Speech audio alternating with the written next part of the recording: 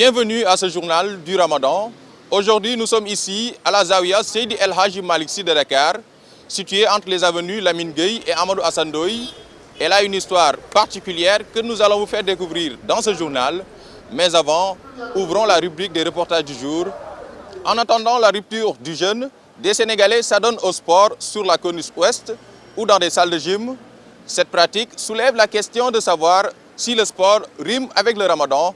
C'est un reportage de Maïmouna Diallo. En temps normal, les après-midi de la corniche ouest ressemblent à ça.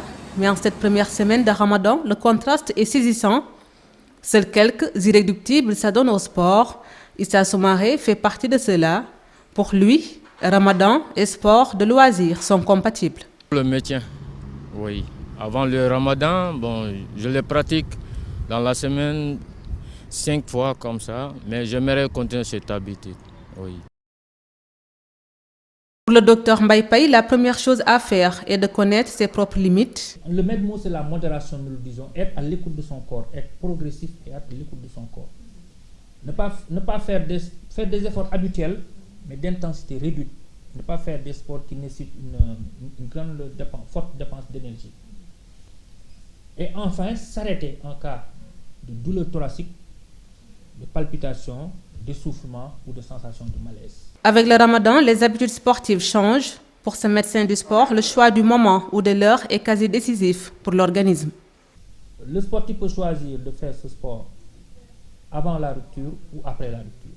En tout cas, la meilleure période pour nous, c'est après la rupture. 2 à 3 heures après avoir rompu le jeûne. Donc, après avoir rompu le jeûne, le sportif aura déjà consommé son plat consistant et complet, composé d'aliments qui apportent de l'énergie. Avant la rupture du jeûne, c'est possible, mais souvent on conseille de le faire, d'essayer de rapprocher le plus possible ce sport de la période de rupture. Donc, en général, c'est 1 heure avant la rupture. Après la rupture, je n'aurai pas le temps. Parce qu'avec le Ramadan, quand on mange, tu vois, avec les nafila là, il n'y aura pas assez de temps après. C'est pour ça que j'ai changé l'heure du sport maintenant. Après prier 14h, avant 17h, j'ai fait mon sport. Il est déconseillé de le faire le matin, parce que si vous le faites le matin, alors, je vous donne un exemple, à 9h, vous faites 1h30, 11h. 11h jusqu'à la rupture du jeûne, vers 7h30, vous allez rester avec une soif excessive, risque de déshydratation, hypoglycémie, parce que le sport, quand vous faites du sport, vous sollicitez tous les organes. Donc, il est déconseillé pendant le mois de Ramadan de faire le sport, même le sport de loisir, de le faire le matin. Ne surtout pas s'arrêter de courir, de sauter ou de bouger sous prétexte de Ramadan. Le conseil ultime, connaître les limites de son corps. Durant ce mois de Ramadan, l'on note un changement dans les habitudes. Le port vestimentaire n'est pas épargné. Nos relations interpersonnelles sont également jugées meilleures qu'avant. C'est un reportage signé Cheikh Hassan Afal. Une accumulation de personnalités, c'est ce qui expliquerait le changement de comportement des Sénégalais pendant cette période. C'est du moins l'avis de Djibi Diakhaté, sociologue. Les attitudes à l'accoutrement, tout y passe. Le Ramadan nous révèle de façon très claire la superposition de plusieurs pôles d'influence dans notre société. Vous avez un pôle occidentalisant, c'est-à-dire une manière de voir le monde qui renvoie à une certaine occidentalité. Et vous avez un pôle qui renvoie à l'orientalité. L'idée qu'aujourd'hui, pour pratiquer le Ramadan, on se réfère beaucoup à des pratiques culturelles propres à l'Orient. Le mois de Ramadan est un mois pendant lequel se révèlent les différentes formes d'influence qui existent au niveau de la société sénégalaise et qui montrent toutes les négociations que les Sénégalais font pour s'adapter, pour changer de positionnement, pour changer de repère, pour changer de référentiel. Il y a un Sénégalais qui n'a pas un comportement figé. Donc le comportement s'adapte en fonction des circonstances. Un changement bénéfique pour le pays si l'on parvenait à le pérenniser au-delà du mois béni. Pour ce faire, un encadrement s'avère nécessaire. Moi, je dis qu'au niveau des pouvoirs publics, travailler dans le sens de faire en sorte que ce dispositif spirituel soit répliqué au niveau de l'espace social, politique et économique, de manière à formater un nouveau type de Sénégalais imbu de valeurs spirituelles et que cette spiritualité-là soit mise au service du développement du pays. Malheureusement, chez nous, nous avons une spiritualité qui est cantonnée à des considérations cultuelles, tout simplement, mais pas une spiritualité qui détermine de façon profonde les actes que nous posons dans toutes les sphères de la vie sociale. Ouverture, piété, partage et solidarité, des éléments moteurs qui contribueraient au développement du pays. Rupture du jeûne à la résidence de l'ambassade de France au Sénégal. Pour l'ambassadeur, la laïcité est tout simplement un esprit d'ouverture, de tolérance et de dialogue. Il l'a fait savoir lors d'un ndogu marqué par la présence de différentes personnalités. Malick Cissé, compte rendu.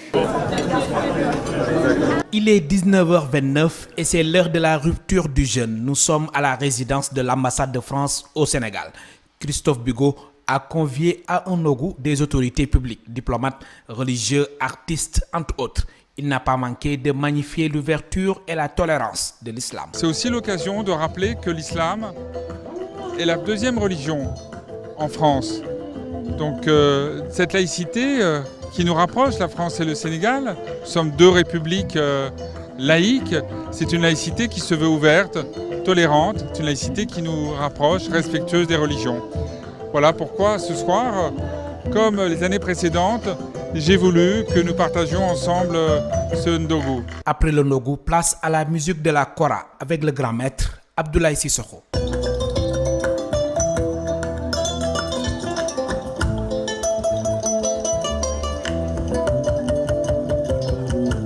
Et il a une fois de plus séduit. Oui, l'ambiance elle est très belle. Abdoulaye Sissoko, il m'a reconnu. En fait, c'est quelqu'un que je suis énormément. C'est quelqu'un avec qui j'ai joué en 2015 au Festival de Jazz de Saint-Louis, à l'Institut français. Et depuis, on est resté en contact. Mais on n'a pas eu l'occasion de se recroiser sur scène. Et moi, depuis 2015, en réalité, c'est la seule fois que je le vois jouer. Et il m'a reconnu et il m'a demandé de passer. Je n'avais pas prévu du tout.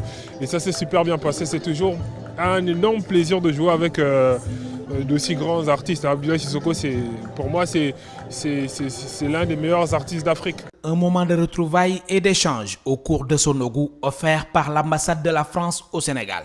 Et c'était dans une bonne ambiance.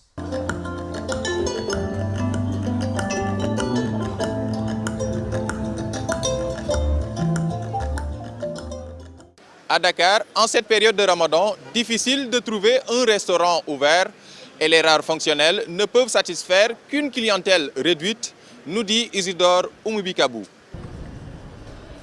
14 heures, dans ce restaurant d'une université de Dakar, les habitudes n'ont pas changé. Même si l'affluence baisse, des clients répondent toujours à l'appel de l'assiette du midi. En revanche, le restaurant a revu la quantité habituelle des plats du menu. C'est une école, une université, donc c'est composé, bien vrai, pratiquement de beaucoup de musulmans, mais en fait il y a aussi des chrétiens. Du coup, on peut fermer, on ouvre. Pour d'autres musulmans aussi qui ne jeûnent pas. Oui, ça a un peu diminué par rapport aux autres jours. Ça a vraiment beaucoup diminué, mais quand même. Ils viennent toujours, ouais. Même s'ils ne sont pas nombreux, mais ils viennent, ils sont là. Ouais. Il faut du courage pour jeûner et servir le repas. Pas forcément. Aux yeux de Aminta, tout se passe dans la tête. Non, vraiment. Tout se passe dans la tête, vous savez, j'ai jeûné, cela ne veut pas dire que je ne dois pas faire mon travail. Ça peut être difficile pour certaines personnes, mais pas pour moi. C'est un moyen que j'ai de pratiquer davantage ma foi. En plus, s'occuper permet de passer le temps. Le Sénégal est un pays à majorité musulmane, donc beaucoup de restaurants ferment le midi, mais quelques oasis subsistent. La communauté musulmane compte 94 voire 95% de la population sénégalaise. Donc c'est tout à fait normal. Quand nous arrivons à ce moment-là, donc nous qui ne gênons pas, on va sentir cette chose-là. Mais je pense que les restaurants ne doivent pas fermer parce qu'il y a d'autres qui sont là et qui ne jeûnent pas. Le Ramadan a ses réalités et les non-jeûneurs, pour des raisons confessionnelles ou de santé, s'adaptent comme ils peuvent et même sans frustration. Compromis à l'entame de ce journal, à présent, allons à la découverte de la Zawiya Seydi El Hadji Malick Sy de Dakar. Située entre les avenues Lamine Gueye et Amadou Hassan Ndoye, elle se dresse en plein cœur de Dakar. Son architecture imposante change le décor de l'avenue. La Zawiya est sous la tutelle morale du Khalife général des Tidjanes. Un comité de gestion s'occupe de l'entretien des lieux ainsi que l'organisation des événements. En ce mois de Ramadan, le lieu de culte est fréquenté par les travailleurs et commerçants du centre-ville. Pendant le mois de Carême, même avant le mois de Carême, tous les jours, à partir de 13h30 jusqu'au soir, on fait des récitals du Coran. Durant le Ramadan, le programme se poursuit par un récital du Coran autour des musulmans, autour des fidèles.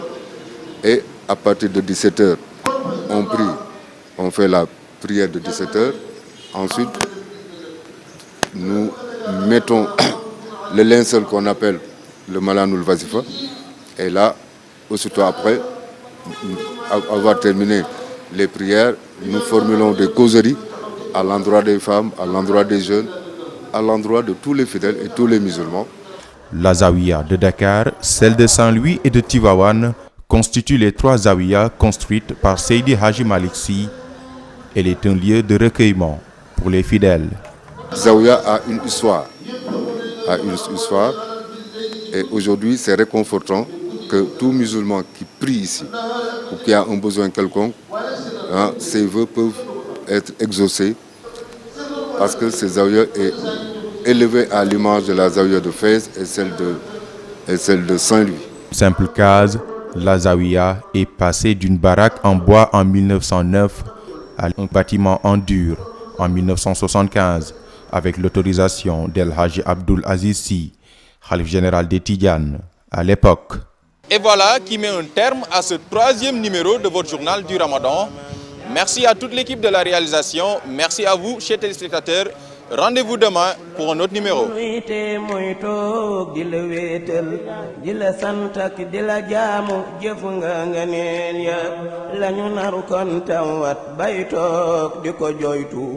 buñ ko lambaato daj njëriñ yaa salaamu jaama ngay way boroomam yàlla dafa dul teggin nak ñuy toog di la xarte xorondom yay baagante riime di baamu ñu di tislu karay baat ak lewetel bët di la tuumal jéggal ñu loonu salaamu jaama ngay